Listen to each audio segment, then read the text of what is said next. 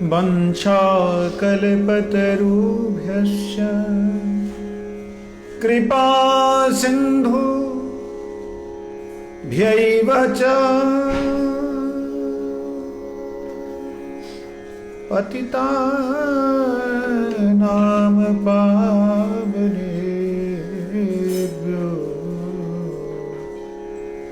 वैष्णवेभ्यो नमो नमः।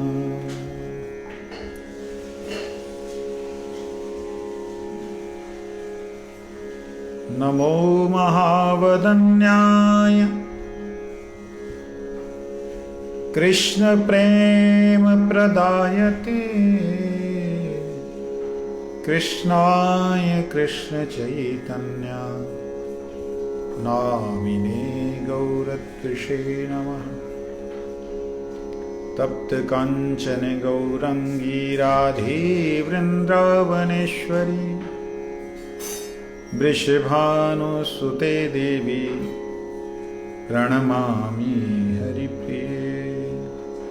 हे कृष्णा करुणा सिंधो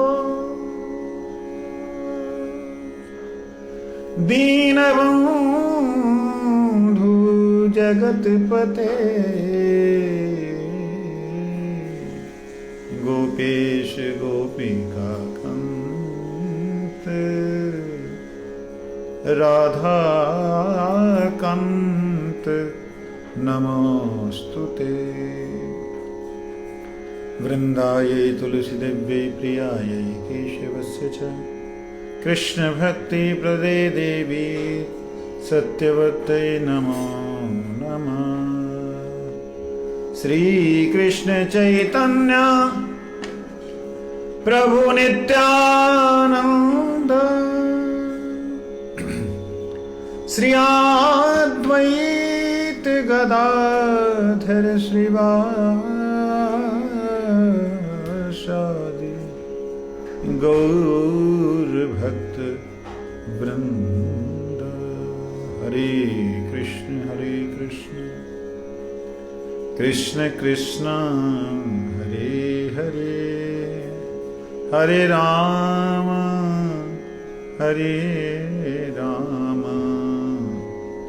राम राम हरे हरे।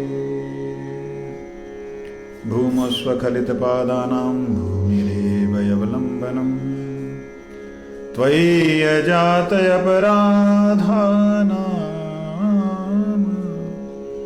त्वमैव शरणं प्रभु त्वमैव शरणं प्रभु।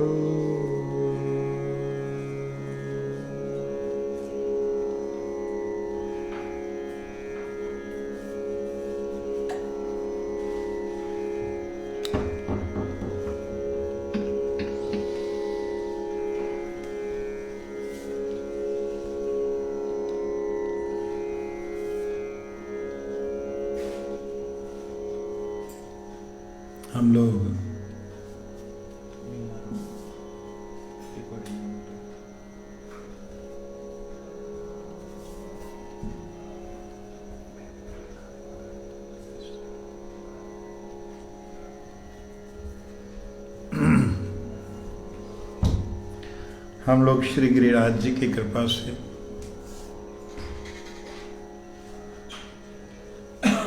श्री श्री चैतन्य शिक्षामृत को पाठ कर रहे हैं।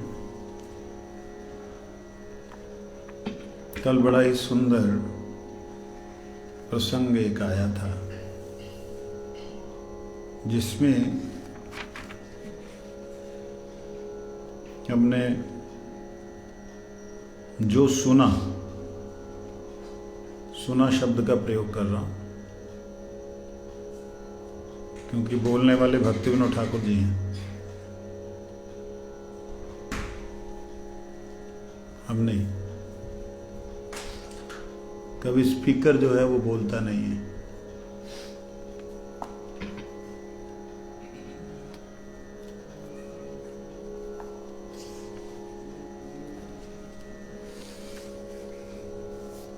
स्पीकर बोलता नहीं है। स्पीकर जो है वो सुनता है, केवल उसका एक ही दोष होता है, वो रखता नहीं।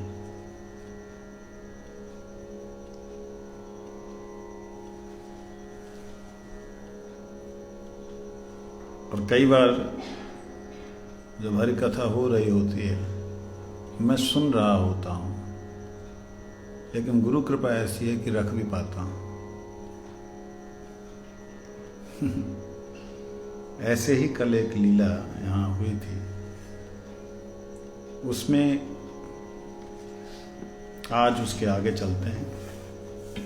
हास्य आदि सातों गौण रसों के प्रत्येक रस में सातों गौण रसों में प्रत्येक रस में ही स्थायी भाव, विभाव, अनुभाव और संचारी भावों का मिलित क्रियागत आस्वादन देखा जाता है।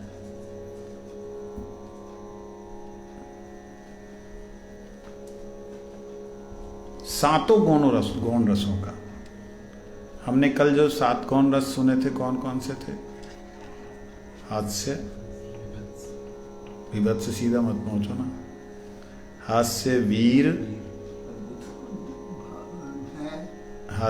वीर, करुण, रौद्र, भय और भयानक और विभत्स। इस संसार में इनको विशेष रूप से स्थान दिया है। जड़ संसार में इनको अलग से एक रस के रूप में प्रस्तुत किया गया है, विद्वानों ने किया है कि जो कंस का रस है, कंस का वीर रस या भयानक रस है, भय लगा हुआ उसको, वो भी एक अपने आप में पूर्ण रस है। ऐसा यहाँ के लोगों को, यहाँ के जो जड़ीय संसार के लोग हैं, वो लोगों ने इन गौण रसों को भी मुख्य समझा है। और कुछ महापुरुषों ने इन गौण रसों में से 4 रसों को स्वीकार ही नहीं किया। कौन कौन से हैं वो? शोक, क्रोध, भय और जुगुप्सा, घृणा। ये चारों को कुछ महापुरुषों ने इसको अमृत के रूप में स्वीकार नहीं किया है।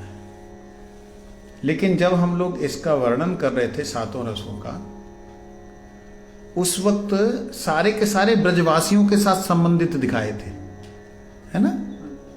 और हालांकि गुरु महाराज जी के श्री मुखारविंद से जब श्रवण किया है तो उन्होंने सातों गौण रसों को, जब भगवान वहां प्रवेश कर रहे हैं कंस के रंग महल में, तो 5 मुख्य रस और 7 गौण रसों का वहां दर्शन कराया गुरु जी ने।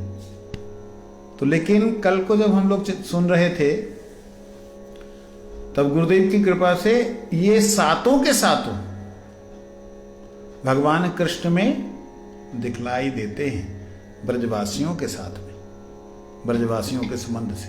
उसे हमने श्रवण किया था। तो उसके अंदर कुछ महापुरुषों का कहना है कि शोक, क्रोध, भय और घृणा, ये चारों अमृत स्वरूप, अशोक स्वरूप, अभय स्वरूप और अक्षोभय स्वरूप रस के अंतर्गत स्थिति प्राप्त नहीं कर सकते। कुछ महापुरुषों का ऐसा कहना है। आशंका यह होती है कि इन्हें स्थान देकर रस को क्या प्राकृत जड़मय तो नहीं बनाया जा रहा है? जो लोग इन्हें शोक को, क्रोध को, भय को और घृणा को जो लोग भगवान के धाम में अनुभव नहीं करते, या भगवत संबंध से संबंधित नहीं समझते, तो कहीं ऐसा तो नहीं है कि इन रसों को जड़ से प्रभावित माना जा रहा है? उसका यही उत्तर है कि परमानंद में अप्राकृत रस तत्व में वैचित्री होने पर भी ये सभी क्रियाएं आनंद मूलक हैं। सब में ही आनंद है। इसमें जो शोक है उसमें भी आनंद है, क्रोध में भी आनंद है, भय में भी आनंद है, घृणा में भी आनंद है। कल हम लोगों ने उस आनंद का थोड़ा सा अनुभव किया था। ये सारे के सारे जो भाव हैं, ये सारे के सारे जो चारों साकल जन्य एकटा रेखे दिए, ये चारों के चारों जो भाव हैं,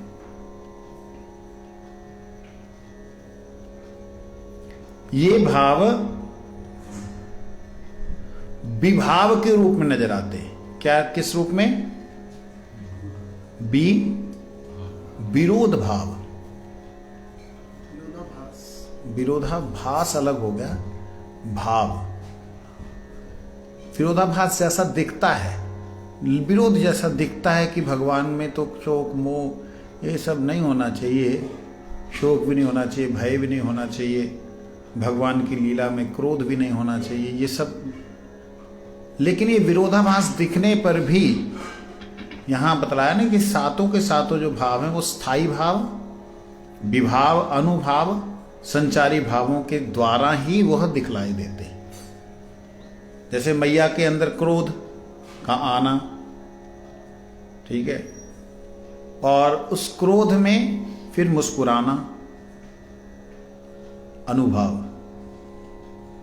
और मुस्कुराते हुए दूसरे को इशारा करना कि अब तू समझा, मैंने तो डांट लिया, संचारी भाव, अपना भाव संचार करना,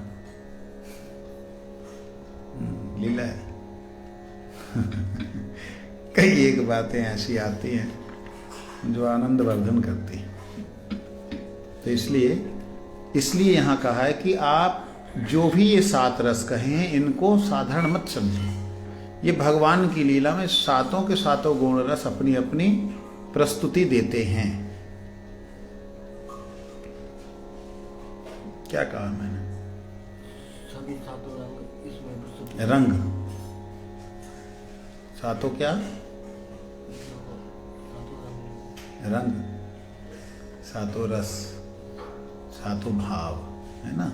इसमें मत मेरे को देखो, मेरे को मेरे में देखो, मेरे प्रतिबिंब को देखोगे तो शायद धोखे में रह जाओगे। फिर कहोगे धोखे में बीत गयो री उमरिया, धोखे में बीत गयो। जैसे हम कहते हैं गुरुदेव थे जब यहाँ पर तब ना समझे गुरु की महिमा, माला जब हाथ में थी तब ना जाने थी माला की महिमा। थोड़ी देर इधर उधर हुई तो पता लगा कि वो कुछ खो गया। तो इसलिए उधर ना देख के इधर देखो।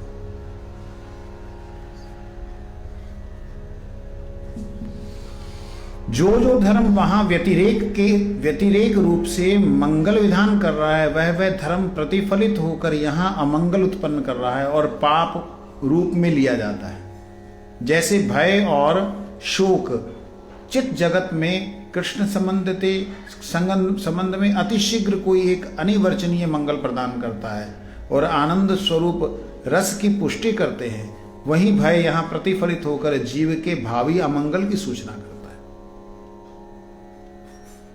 उस जगत में जो भी स्वाभाविक प्रेम में उत्पन्न होने वाला भय है वो मंगलकारी है, और यहां पर वही भय अमंगलकारी है। कैसे? मां यशोदा, अरे देखियो अभी तो गोधूल नजर ना आ रही, कन्हैया आयो कि ना आयो, छत पे चढ़ जाती है। सारी गोपियां राधा रानी छत पे चढ़ जाती, कहीं से चारों दिशाओं में देखती हैं, कहीं से कोई दो गोधूली नजर आए तो कृष्ण आ रहे हैं, क्योंकि गायों के खुरों से जो धूली टकरती है वो एक अपना ही बादल सा बना करके चलती है। वो धूल जैसे आंधी तूफान आता है तो पता लग जाता कि उत्तर की तरफ से जो है तूफान आ रहा है, तो उस प्रकार से गोधूली का एक अलग ही महिमा है। और गोधूली के समय में गोधूली ना हो तो मैया ने आज तक कभी ये नहीं सोचा कि मेरा लाल सखाओं के साथ आनंद कर रहा होगा, नहीं आया, रहन दो, आनंद कर दो, कभी नहीं सोचा। अमंगल ही सोचती है, हाय कोई तो बला अला आएगी, कोई तो असुर आएगो, बाबा नेक उठो देखो, अरे मैं भी देख रहा हूं, वो भी परेशान हो रहे, मैं भी देख रहा हूं, अरे सखा, अरे तू चित्रक तू देख तू देख, वो पेड़ के ऊपर चढ़ के देखता है, मैया मैं भी देख ही रहा हूं, ऊपर ही हूं। तो वहां हनुमान जी महाराज भी हैं ठाकुर जी की लीला में, बोलो वृंदावन।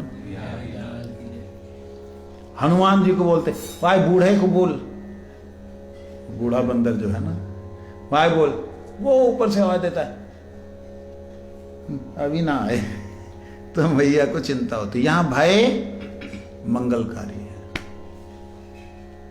ऐसा भय कृष्ण के लिए होना मंगलकारी। फिर क्रोध होना, ये दाऊ को समझना आई कि मेरे प्राण जो है अकुल आ जाएंगे, दाऊ आ लेंदे, आज दाऊ आ लेंदे, पहले वही की खबर लूंगी। क्रोध। और तू आ तो सही, तो वो पूछूंगी कि मेरे प्राण निकलने को है जाए जब तू देरी करे। भय में क्रोध भी है, भय क्रोध और क्या था,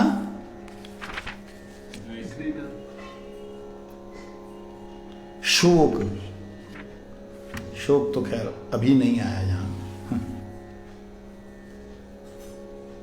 थोड़ी और देरी हो जाए तो मैया बेहोश होकर के गिर जाती है, बाबा को होश भी नहीं रहता है, ऐसी स्थिति सोचो।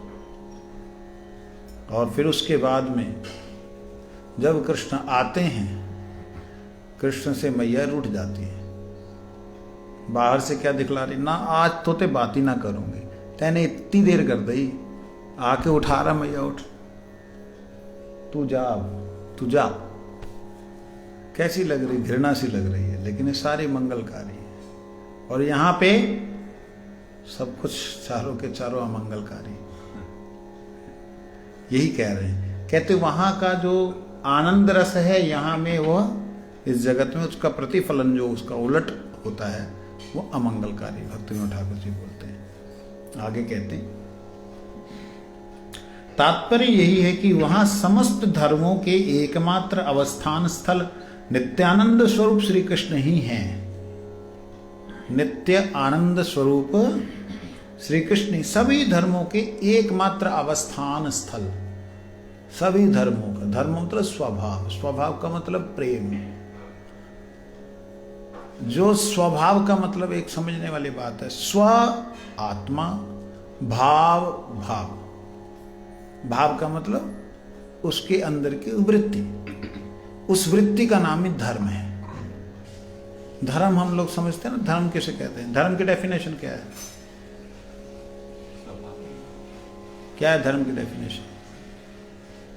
जो हमारी वृत्ति है, परमात्मा की वृत्ति है। जैसे कि अगर इस संसार का एग्जाम्पल ले, एग्जाम्पल नहीं, धर्म का अर्थ, धर्म का अर्थ हमारी वृत्ति, हमें जो करना, जीवन स्वरूप है कृष्ण, फिर चला गया फिलोसफी में। धर्म का साधारण अर्थ होता है स्वभाव, वृत्ति, स्वाभाविक वृत्ति। तो वह स्वाभाविक वृत्ति जो है उसको अगर देखते हैं तो वह धर्म अर्थात स्वाभाविक वृत्ति ही, सारी की सारी स्वाभाविक वृत्तियों का आश्रय स्थल कौन है? नित्यानंद स्वरूप कृष्ण। नित्यानंद मतलब हमेशा आनंद देने वाले कृष्ण। जहां नित्यानंद नहीं है, मतलब बलदेव जी नहीं है, वो कृष्ण अगर है तो मैं तो उसे मानता नहीं। क्यों नहीं मानते भाई? धाम के बिना क्या ठाकुर जी रहते हैं? वृंदावन के बिना ठाकुर जी जिस कृष्ण को आप बोलते हैं वो रहते हैं? जिस कृष्ण की आप उपासना करते हैं, आप उपासना किस कृष्ण की करते हैं? श्री राधावर कृष्णचंद्र भगवान की। राधावर, राधा रानी क्या वृंदावन को छोड़ के कहीं रहती हैं? तो वृंदावन क्या है? धाम। धाम क्या है? बलदेव। बलदेव क्या है? नित्यानंद। इसलिए नित्यानंद स्वरूप श्री कृष्ण, राधा कृष्ण। ठीक है ना? तो ऐसे उल्टे सीधे अर्थों को करना उचित नहीं, सीधा सीधा अर्थ यहाँ ये निकलता है। भगवान श्री कृष्ण नित्य आनंद स्वरूप हैं और वह श्री कृष्ण ही एकमात्र सभी भावों के अवस्थान स्वरूप हैं। यहाँ इंद्रिय तृप्ति ही उन धर्मों के प्रतिफलित सभी भावों की अवसान भूमि है। यहाँ इंद्रिय तृप्ति ही उन सभी धर्मों के प्रतिफलित सभी भावों की अवसान भूमि है। यहाँ की अवसान भूमि अमंगल प्रसवकारिणी और अनित्य है। वहाँ समस्त धर्मों का अवस्थान नित्यानंद स्वरूप श्री कृष्ण, और यहाँ जितने भी धर्म, जितने भी स्वभाव, जितने भी सुख हैं, उनका सबका स्थान क्या है? इंद्रियां। और इंद्रियां अमंगलकारी हैं, है ना। तो कहते हैं इंद्रिय तृप्ति के कारण, स्वयं की आंखों की तृप्ति के कारण, स्वयं के कानों की तृप्ति के कारण जो रूप रस गंध शब्द स्पर्श कृष्ण से संबंधित होकर मंगलकारी है, वही रूप रस गंध शब्द स्पर्श संसार के साथ संबंधित होने के नाते क्या है? अमंगलकारी। क्यों अमंगलकारी? क्योंकि नित्य नहीं है। वहां नित्यानंद स्वरूप है, यहां अनित्य आनंदाभास स्वरूप है। यहां नित्य आनंद का आभास है नहीं। जल जहां है वहीं मिलेगा, लेकिन जल है, इसका आभास आपको रेगिस्तान में मिलेगा। इसका आभास आपको सड़क के ऊपर तपती हुई जो कोल तार है उसमें मिलेगा, लेकिन वहां आभास है, समझे नहीं? वहां नित्यानंद स्वरूप नहीं है, वहां नित्य आनंद आभास है। और नित्य आनंद आभास के कारण हमारी इंद्रियों में जो हम सुख को ढूंढते हैं, ये समझने वाली बात है। इंद्रियों में सुख को ढूंढना क्या संभव है? एक प्रैक्टिकल बात बोल लो, संभव है? नहीं है। दूसरे की आंख में आंख डाल के देख लो, उसकी भी आंख तुम्हारी जैसी है। 4 दिन बाद चश्मा उसको भी लगने वाला है, धुंधला उसने भी देखना है। मैं कई बार ऐसी उल्टी सीधी बातों को बोलता हूं कि एक व्यक्ति ये सोचता है मुझे दूसरे व्यक्ति से सुख मिलेगा। क्यों? क्योंकि मुझ में सुख, एक व्यक्ति ये सोच रहा है, दूसरा भी यही सोच रहा है। जब दोनों में सुख नहीं है तो कहां ढूंढ रहे भैया सुख? तो दोनों में सुख नहीं है, जहां सुख नहीं वहां सुख को ढूंढ रहे, और जहां है वहां नहीं ढूंढ रहे। अर्थात रेगिस्तान में जल का आभास होता है। आभास क्यों होता है? क्योंकि चेतन दिखलाई देता है, हिलता हुआ व्यक्ति दिखलाई देता है। ये चेतनता का दिखना ही आभास है। बोलो वृंदावन।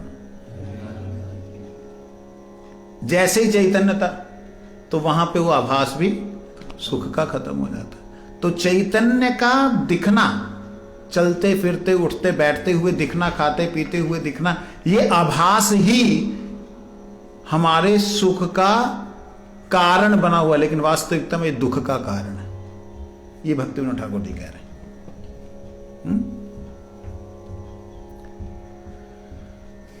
कहते हैं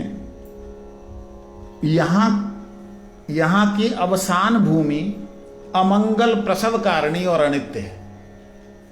अमंगल प्रसव कारिणी बोलने का मतलब है यहां पे अगर हम अपनी एनर्जी लगाएंगे तो उसमें अमंगल हमारे लिए पैदा होगा। अमंगल क्यों पैदा होगा? अनित्य तो है ही है, लेकिन अमंगल क्यों पैदा होगा? क्योंकि हम अपनी एनर्जी को, आत्मा की शक्ति को जिधर लगा रहे हैं, रिटर्न में कुछ नहीं जा रहा। आजकल कोई मेरा ख्याल 4-5वां सप्ताह होगा, अमेरिका में एक विषय पे चर्चा हमारी चल रही है, व्यवसायत्मिका बुद्धि। भगवान ने, कृष्ण ने कहा है गीता जी में। तो वो लोग उसी के ऊपर चर्चा कर रहे हैं। आज भी एक बात वहां निकली, व्यवसाय आत्मिका बुद्धि क्या होती है, इसे जानना बहुत जरूरी है। बुद्धि कहा, मन नहीं कहा। तो वहां उदाहरण मैंने दिया, ये आत्मा, इस आत्मा से, इस मन ने बुद्धि के माध्यम से, मन ने बुद्धि के माध्यम से शक्ति को लिया, लगाया शरीर में, ये बोल करके आनंद आएगा, मजा आएगा, अच्छा लगेगा, ये बोल करके लिया। रिटर्न में क्या दिया? कुछ नहीं। रिवर्स में कुछ नहीं। तो कहते हैं व्यवसाय आत्मिका बुद्धि होना चाहिए। ये जो बुद्धि है, इसको निर्णय करना है कि जो व्यय किया है, व्यय मतलब जो इसका खर्च किया है, जो मैंने इससे लेके व्यय किया है, बुद्धि ने सोचना है जो मैंने आत्मा से लेके व्यय किया, खर्च किया। कहते हैं व्यवस्य, व्यवस्य, व्यय किए हुए से आय क्या हुई? व्यवसाय शब्द का अर्थ व्यय, व्यवस्य, व्यय किए हुए से आय क्या हुई, ये देखना काम किसका है? लेकिन बुद्धि देख रही है इस चीज को। तो बुद्धि व्यवसाय आत्मिका होगी कब? जब बुद्धि के पास विवेक होगा। और विवेक वो सभी जानते हैं, बिनु सत्संग विवेक, वो सब जानते हैं, लेकिन सत्संग में संग नहीं करते हैं, सत में संग नहीं करते हैं। सत मतलब कृष्ण, कृष्ण कथा, उसका संग नहीं करते। सुन लिया बस हो गया। संग करना बड़ा जरूरी है। संग क्या होता है? सम्यक गमन। संग का मतलब संग, सम्यक गमन, सम्यक रूप से चलना, ये संग है। तो इसलिए जब हम लोग अपनी आत्मा की शक्ति को मन को दे देते हैं, हम मतलब बुद्धि दे देते हैं, और रिटर्न में जब हम कुछ नहीं लेते तो वो क्या हो जाती? अमंगल कारिणी। क्यों अमंगल कारिणी हुई? अमंगल प्रसव कारिणी क्यों हुई? क्योंकि उससे आत्मा वीक होती जाती है, आत्मा की शक्ति क्षीण होती जाती है। कहते हैं आत्मा की शक्ति कैसे क्षीण हो सकती है? क्वेश्चन हो सकता है। आत्मा तो चिन्मय वस्तु है, उसकी शक्ति कैसे क्षीण हो सकती है? जी होती है। जितना जितना आत्मा को मन बुद्धि के आकर्षण के द्वारा हम लोग इस संसार में प्रवृत्त करते रहते हैं, उतना उतना ही आत्मा के ऊपर एक आवरण गाढ़ा होता चला जाता है। और वह आत्मा के ऊपर जो आवरण गाढ़ा होता जाता है, उसी को कहते हैं चित्त का धूमिल होना। क्या कहते हैं? चित्त का धूमिल। तो ये चित्त क्या है? कई बार इस चीज को बता चुका हूं। बोलो, चित्त किसे कहते हैं? बुद्धि और आत्मा के बीच के जो मीडिएटर है वो बहुत अच्छा। बुद्धि और आत्मा के बीच का ऐसा एक स्टोर कह लें, ऐसा एक अवस्थान जहां पे सारे संस्कार इकट्ठे होते हैं। वो ये संस्कार वहां पे जैसे जैसे प्रबल होते जाते, बढ़ते जाते हैं, वैसे वैसे मैल जमती चली जाती है। अच्छा, यह चित्त, चित्त को दर्पण बना के साफ करना। मन को नहीं बोला महाप्रभु ने। चित्त को बोला। हाँ देखो, मन को नहीं बोला। कहते मन, क्या जरूरत है मन के पीछे लगने की? फिर रघुनाथ दास गोस्वामी ने क्यों कहा मन के पीछे लगने के लिए? इसलिए बोला कि मन बेईमान ऊर्जा ले रहा है, इसको बोल रहे हे भाई मान ले मेरी बात, क्यों उल्टे सीधे काम कर रहा है, मान ले, वापस कर दे। यही है ना मन शिक्षा में। तो इसलिए कहते हैं यहां की अवसान भूमि, यहां पे जो रसों का अवसान करते हैं, जिन रसों को हम देते हैं, जिन रसों को हम लेने के प्रयास करते हैं, ये भूमि अमंगलकार, अमंगल ही प्रसव करती है और अनित्य है। अतएव जो तत्व व्यतिरेक भाव से सुख की पुष्टि करते हैं, उनके प्रतिफलित तत्व यहां साक्षात दुख उत्पन्न करते हैं। अर्थात जो तत्व व्यतिरेक भाव से सुख की पुष्टि करते हैं, व्यतिरेक मतलब पूर्ण रूप से सुख नहीं, दिखलाई देने वाला सुख, व्यतिरेक, अनुकूल नहीं, उलट, लगता है सुख है नहीं, दाद हो गई, खुजा रहे हैं, आनंद आ रहा है, खून निकाल दिया, लगता है सुख है, ये है व्यतिरेक भाव से सुख की पुष्टि करने वाले जो भी तत्व हैं यहां पे, कहते उनके प्रतिफलित तत्व यहां साक्षात दुख उत्पन्न करते हैं।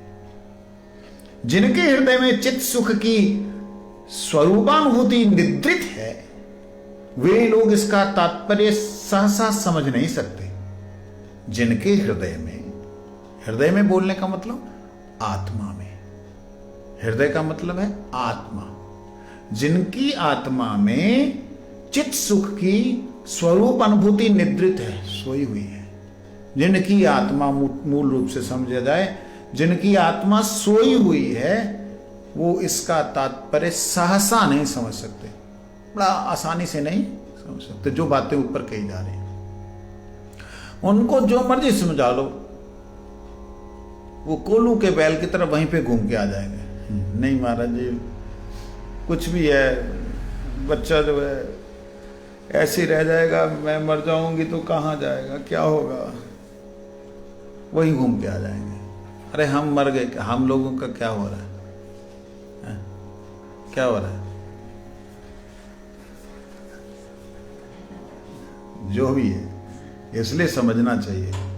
ये सहजा समझ नहीं आएगा। अच्छा आप जबरदस्ती समझाने की कोशिश करो, समझ नहीं आएगी, क्योंकि सोई हुई आत्मा है। जगी आत्मा हो तो भगवान से प्रार्थना करे, हे नाथ मेरे इस तन से मैंने जो भी किया सो किया, लेकिन अगर मेरा पुत्र आपकी भजन में लग जाए, सेवा में लग जाए, तो मेरा जीवन धन्य हो जाए, ऐसा भाव आएगा। क्योंकि जग गई आत्मा, पता लग गया उसको कुछ नहीं है संसार में, समझे नहीं? इसलिए हम लोग गौण रस का अधिक विचार नहीं करेंगे। यहां भक्ति में ठाकुर जी कहते हम ये सेकेंडरी रस जो है इनका अधिक विचार नहीं करेंगे। अतएव यहीं पर इस विषय का उपसंहार करते हैं। क्यों उन्होंने कहा नहीं करेंगे? इसलिए कहा क्योंकि अगर गौण रसों के बारे में बोलने लगे तो यही बहुत विस्तृत हो जाएगा, मुख्य रस के बारे में हम नहीं बात कर पाएंगे। अभी मुख्य रस विषय पर आलोचित होगा, अभी मुख्य रस के विषय में हम चिंतन करेंगे। शांत रति, शांत रस के भक्त, इसके विषय में क्या कहते हैं? जीव की शुद्धारति, जीव की शुद्धारति बहुत दिनों तक आश्रय सहित जड़ कुंठता और विस्तृति भोग कर अनर्थ का उपशम होने पर अहो कैसी भयंकर विपत्ति से उत्तीर्ण हुआ कहकर अपनी शुद्ध अवस्था में विश्राम प्राप्त करती है। उस समय शांति रूप इस आश्रयगत भाव उसे स्पर्श करने पर रति शांत रति कहलाई जाती है। समझ आया कुछ?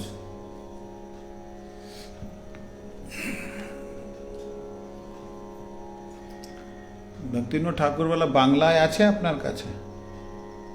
বাংলায় চৈতন্য শিক্ষামৃত নাই? আমি নিয়েছি শিক্ষামৃত, চৈতন্য শিক্ষামৃত, জয় উদ্ধরম চৈতন্য শিক্ষামৃত নাই? আচ্ছা,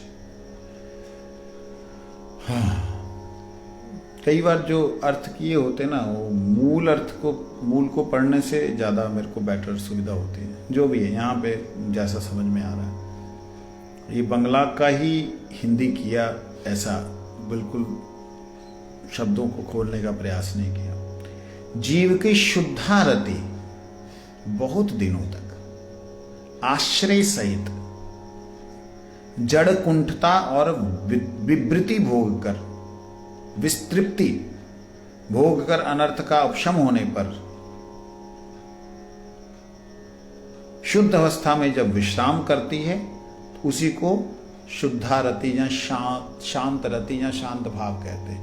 ये यहाँ पे कहा गया। इसके अंदर ऐसा लगता है जैसे शांत रस का कोई भी अपना अस्तित्व नहीं, ऐसा दिखलाई दे रहा है, लेकिन ऐसा बिल्कुल नहीं। क्यों? आप कैसे बोल सकते हो? गुरुजन ऐसा बोल रहे हैं तो आपको क्या अधिकार है? किसने अधिकार दिया? इसके अंदर श्री रूप गोस्वामी पाद जी का जो श्लोक है वो कहते, विहाय विषयोन्मुख्य निजानंद स्थितिर्यतः आत्मानं कथ्यते सो अत्र स्वभाव शमः इत्यसो प्रायः शम प्रधानानां ममता गंधवर्जितः परमात्मतया कृष्णे जाता शांति रतिर्मता। जो शांतरति है उसके बारे में कहते ममता गंध वर्जिता।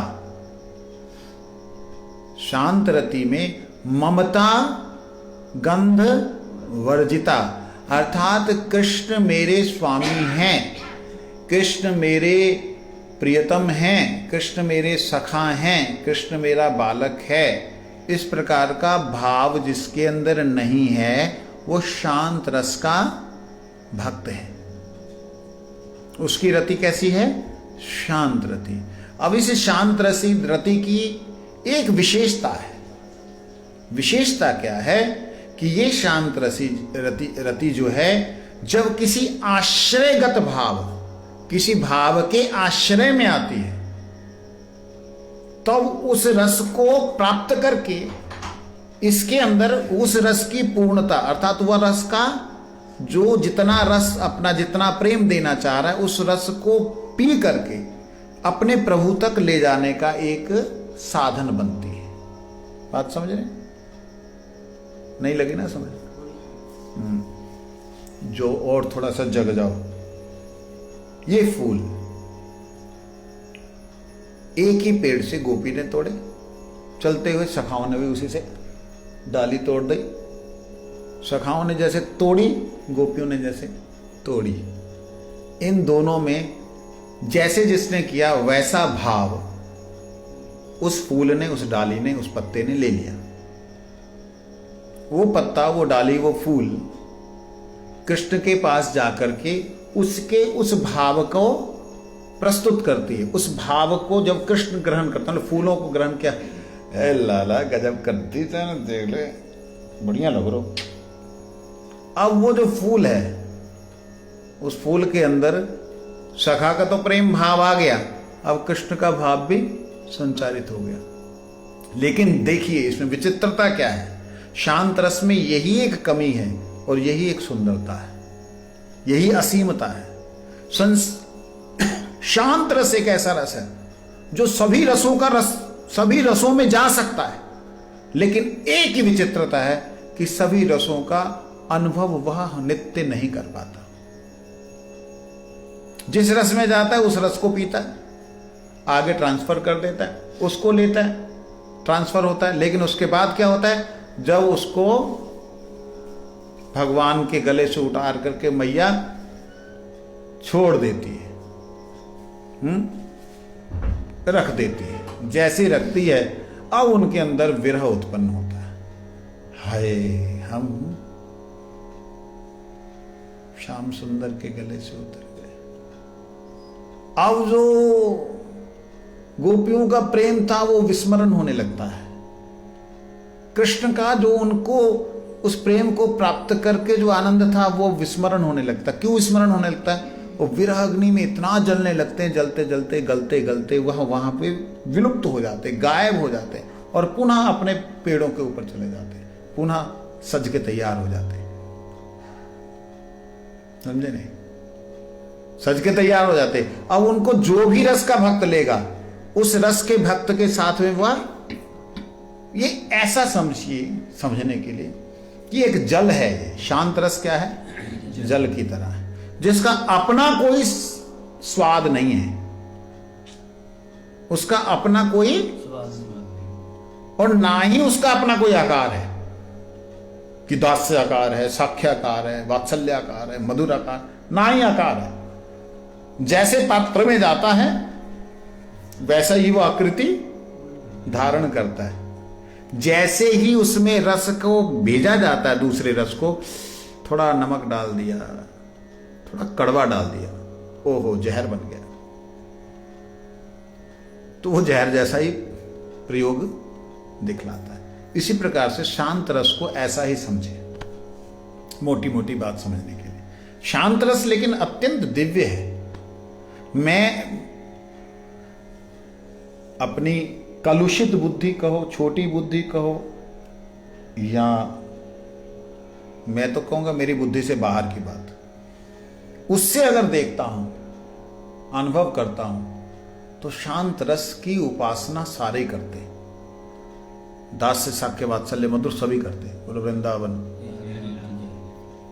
क्या बात बोल रहे महाराज जी, पता नहीं कैसे कैसे बात। देखो यमुना जी के जल की प्रयोग सब कर रहे हैं, लेकिन उपासना सारे कर रहे हैं। ब्रज रज की प्रयोग सारे कर रहे हैं, लेकिन ब्रज रज की उपासना सारे कर रहे हैं।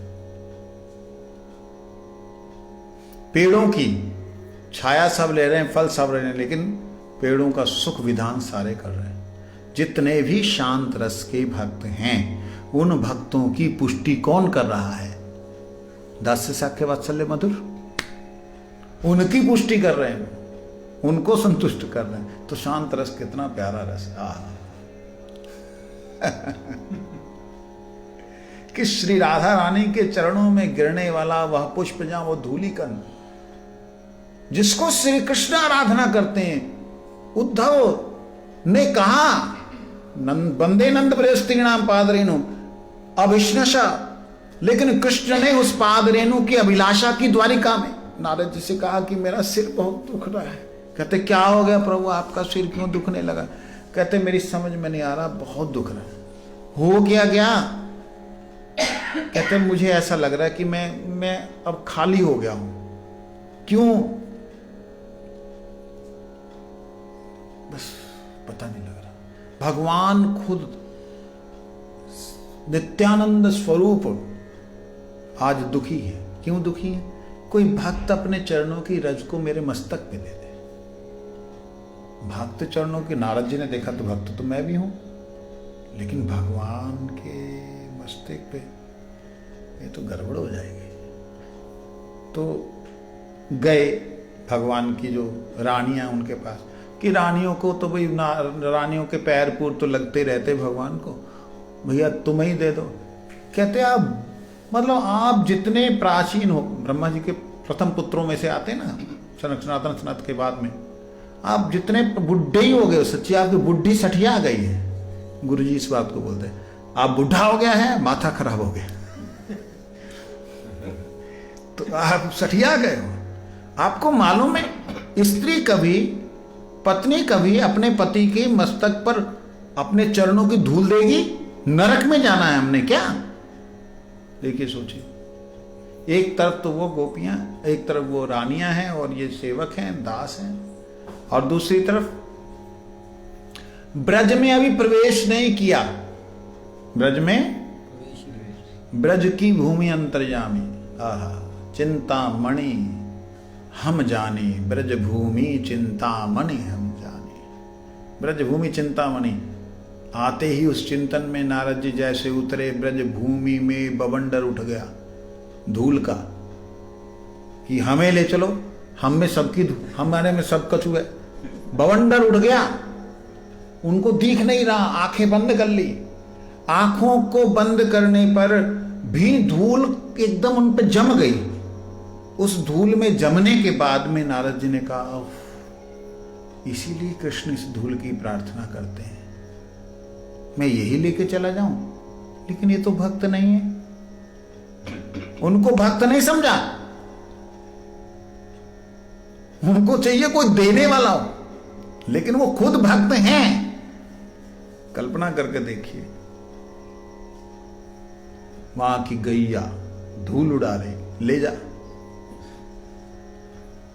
लेकिन गोपियों को योग माया देवी ने मोहित कर रखा है, इतना ज्यादा मोहित कर रखा है कि वो तो पेड़ पौधों को देख करके ही कृष्ण का आभास करती। जैसे आज हम लोग सुबह बैठे थे, तो जब वहां पे नारद जी पहुंचते हैं, गोपियों से बोलते हैं, गोपियां सुनते ही कुछ तो बेहोश हो जाती, उनके मस्तक में व्यथा है और आप यहां घूम रहे हैं, कोई उपचार नहीं किया। कहते उपचार के लिए तो आए हो। क्या उपचार के लिए आए हो? उन्होंने बोला कि कोई भक्त अपने चरणों की धूल दे दे, तो आप दे देते। मैं तो दास हूं, तो दास हूं तो दवी तो कह रहे दे देते, दासी तो देंगे। बताओ, ब्रज का रस, ब्रज का भाव दासी तो देगा। कहते तो वहां पे और नहीं थी कोई, तो उनको बोल देते। कहते उन्होंने बोला हमें नरक में जब भेज जाना है क्या? अरे नरक का चिंतन करते, हम अनंत काल तक नरक में जाएंगे, ले जाओ, ले उनको उत्तरी पकड़ करके ले आओ, भरो, उत्तरी को भर दिया, जाओ ले जाओ, हम अनंत काल नरक में रहेंगे कृष्ण के एक क्षण सुख के लिए। ये गोपी की बात, समझे नहीं? समझा? इतनी जल्दी समझ गया? सोचो, ये शांत रस के भक्त की उपासना कृष्ण करते हैं। माफ करना मेरे को, सुनने वाले कथा जो है ना, उनकी बुद्धि कुछ खराब होगी डेफिनेटली। श्री कृष्ण के चरणों की धूल का श्री राधा रानी कैसी उपासना करती हैं? जब कृष्ण विरह में जल रही हैं श्री राधा रानी, श्री कृष्ण के चरणों की धूल को अपनी वक्षस्थल पर लगा करके अपने हृदय को सहलाती हैं कि शांत हो जा, ये कृष्ण ही तो है।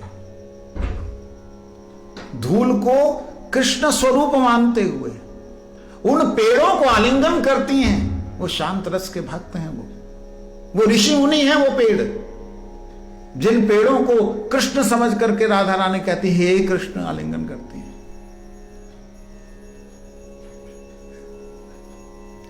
समझे नहीं? क्या कहेंगे? शांत रस, शांत रस, हम तो शांत रस के भक्ति, क्या कहां बैठे हो भैया? कुछ अनुभव है, कुछ अनुभव है। वो शांत रस की भक्त जो बांसुरी है, सारी गोपियां उसके से जलती हैं। अरे तू बड़ी ढीठ हैं? सब समय ठाकुर जी के अधरामृत का पान करती रहती हो। अंदर क्या होता है उनके, गोपियों के? जलती हैं उनसे। हमारी सोत है, राधा रानी कहती है तू भली रही बांसुरी। तो बांसुरी कहती 7 जगह से बींधी गई मैं, कछु भीतर रखो ना है, तुमने सब कछु भीतर रखो, हमने तो दे दियो अपने आप को। जब ही ठाकुर जी के गालन के संग में लगी, जैसे ही ये बोला गालन के संग में लगी, इतने में ही बांसुरी धड़ाम से नीचे गिर गई। अभिमान कृष्ण किसी का नहीं सहन करते। और फिर कृष्ण कहते हैं राधे कित गई बांसुरी मोरी, अभी हती मेरे संग में कौन कियो जाए चोरी। राधे कित गई बांसुरी मोरी, समझे नहीं? चोरी मतलब योग भगवान की लीला। कहने का मेरा मतलब ये है, शांत रस को प्लीज रिक्वेस्ट है मेरी, जितने गौड़ीय वैष्णव हैं, जितने अन्य वैष्णव हैं, शांत रस को साधारण मत मानिए, मत मानिए। मैं ये नहीं कहता हूं कि आपको अनुभव नहीं है, रूप गोस्वामी को अनुभव नहीं है, सनातन गोस्वामी ने अनुभव नहीं है, ये नहीं मैं कह रहा हूं। भक्ति विनोद ठाकुर ने जो बोला गलत है, मैं ये नहीं कह रहा हूं, लेकिन समझने का प्रयास करें। शांत भक्त जो हैं वो रज है ब्रज की, और वो ब्रज रज जो है साक्षात बलदेव हैं गोलोक नित्य गोलोक धाम में। और यहां पर जब भगवान आते हैं वो चिन्मय भूमि शब्द का अर्थ क्या, चिन्मय, और जीव को क्या बोलते हैं, चित तत्व। क्या बोलते हैं, चित तत्व। तो चित तत्व से निर्मित जो भूमि वो चिन्मय भूमि है। तो इसलिए शांत रति को ऐसे ही मत समझो। मैया का जो बिछाया पलंग है उसमें कृष्ण जब सोता है तो मैया की गोद में सो रहा है, ये उसका भाव होता है। और गोपियों के बनाई हुई सेज पर जब कृष्ण सोते हैं, श्री राधा रानी की द्वारा निर्मित सेज है, इसका आनंद लेते हैं। शाखाओं की अगर गोद में सोते हैं, भले ही वो नीचे घास फूस है, लेकिन उस घास फूस में भी उन्हें दाऊ जी का ही गोद दिखलाई देती है। अगर चित्रक पत्रक इत्यादि की पास में वो सेवा करवा रहे होते, पाद संवाहन करवा रहे होते प्रेम से, तो पाद संवाहन करवाने में जो कपड़े हैं ठाकुर जी के, जो नीचे का आसन है ठाकुर जी का, वो क्या है? बलराम जी क्या साधारण समझते हैं उनको? बलराम जी क्यों मैं कह रहा हूं, माफ करना, कई बातें ऐसी ऐसी निकलती हैं वो समझ में भी नहीं आती, कभी सोची भी नहीं होती। बलराम जी क्यों कह रहा हूं? क्योंकि गुरु जी ने कई बार कहा, कहते सभी जीवों का आश्रय स्थल बलदेव है। जितना जीव समूह प्रकट हुआ है किनसे हुआ है? बलदेव से। बलदेव है कृष्ण की परा प्रकृति। बलदेव क्या है? कृष्ण की परा प्रकृति।